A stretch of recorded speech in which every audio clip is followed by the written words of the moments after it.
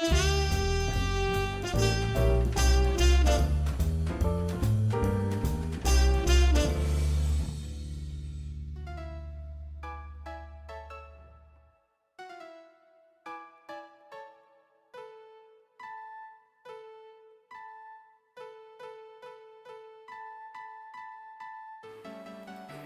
rainbows are made.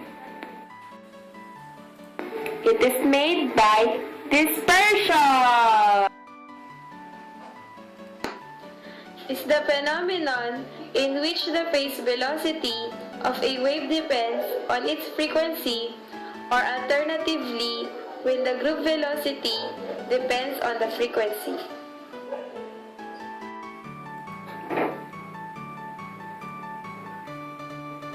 A rainbow usually appears after it has rained.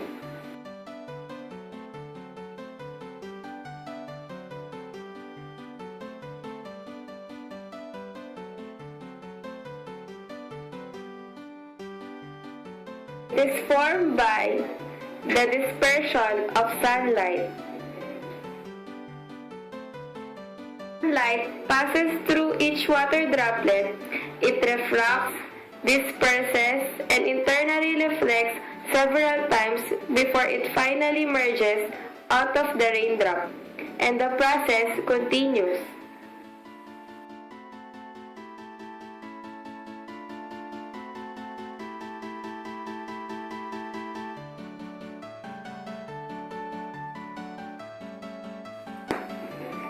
Rainbow!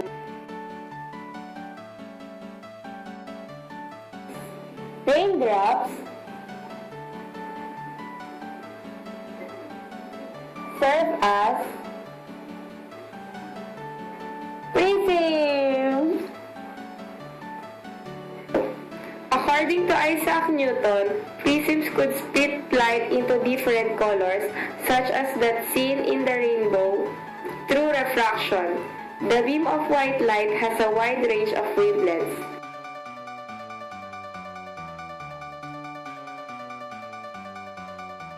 Through a prism.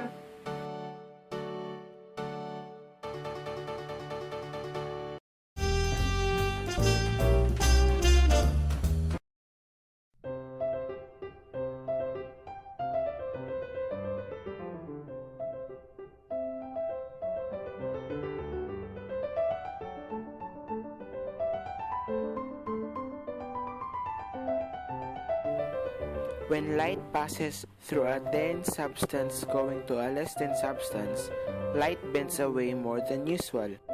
At this point, light will no longer pass through air but will instead be internally reflected. The angle of incidence in a denser medium, which is not to be exceeded if the ray of light is expected to emerge, is the critical angle. One of the perfect examples is diamond.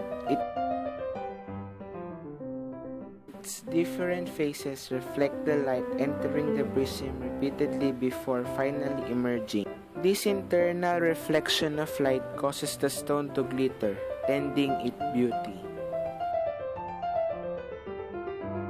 Scattering agents such as chalk dust are messy and can cause other problems in the classroom. The laser viewing tank allows students to see and manipulate light beams in a lab group setting. These tanks act as student workstations, so you can set up a bunch with little time or fuss.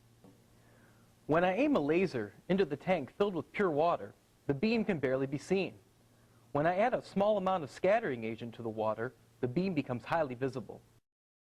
Some light is reflected from the agent's particles as the beam passes through the water. And we're going to dim the lights so you can see what's happening.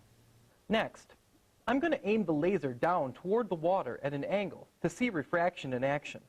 Look how the direction of the beam changes when it enters the water. Set the tank at the edge of the table and aim the beam upward to see refraction again. If you increase the angle of incidence by aiming the beam through the water from the side of the tank, you will observe total internal reflection.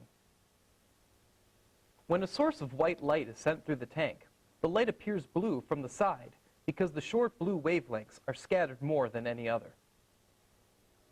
Looking through the end of the tank, the light appears to have a reddish tint because all of the blue wavelengths have been filtered out through scattering.